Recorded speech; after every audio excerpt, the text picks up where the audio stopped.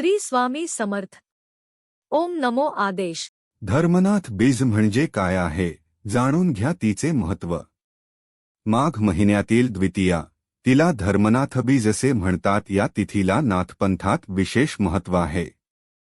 या दिवशी श्री गोरक्षनाथांनी धर्मनाथास अनुग्रह देऊन दीक्षा दिली व त्या वेळेस सर्व देवी देवतांना आमंत्रित केले होते.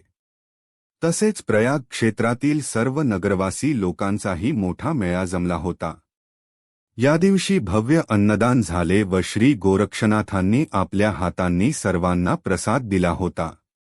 यामुळे सर्वांना अतिशय आनंद झाला व देवांसह सर्वांनी दरसाल असाच उत्सव होऊन प्रसाद मिळावा अशी इच्छा प्रकट केली.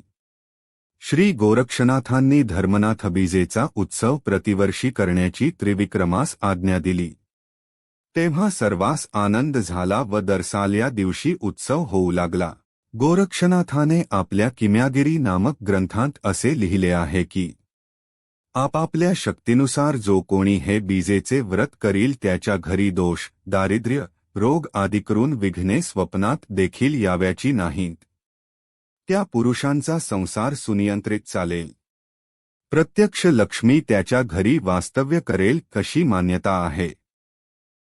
प्रयाग क्षेत्री त्रिविक्रम राजाच्या मृत्यूनंतर त्याच्या शरीरात प्रवेश केलेले व 12 वर्ष राज्य सांभाळलेले गुरु मच्छिंद्रनाथ यांचा बीज अंश असलेला पुत्र धर्मराज यास वयाच्या 12व्या वर्षी गुरु गोरक्षनाथ यांनी नाथ दीक्षा दिली. तो हा दिवस दरवर्षी धर्मनाथ बीज म्हणून साजरा केला जातो. या दिवशी सर्व नाथ भक्तगण, साधू ऋषी मुनी ज्यांना कोणाला नाथ संप्रदाय अभ्यासायचा आहे ज्यांना दीक्षा दिली जाते. धर्मनाथ बीज उत्सव कसा साजरा करावा. 12 वर्षांनी माघ शुद्ध द्वितीया ह्या दिवशी गोरक्षनाथ यांनी धर्मनाथास नाथपंथाची दीक्षा दिली. तो सोहळा इतका अमूल्य झाला होता की गोरक्षनाथ यांनी सर्व प्रजेसमोर घोषणा केली की जो कुणी यथाशक्ती ह्या द्वितीयेच्या दिनी दान, धर्म, पुण्यकर्म करील त्याचे सर्वतोपरी नाथ कल्याण करतील.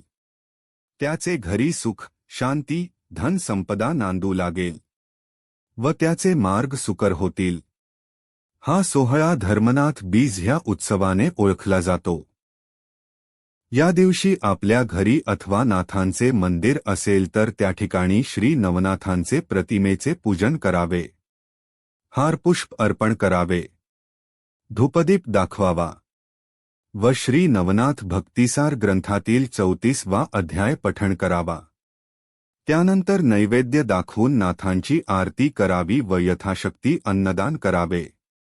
ज्यांना शक्य असेल त्यांनी ज्वारीच्या पिठाचे आंबील, घेवड्याची भाजी, हरभऱ्याच्या घुग्या, मलिदा, वडे इ नैवेद्यही अर्पण करू शकता.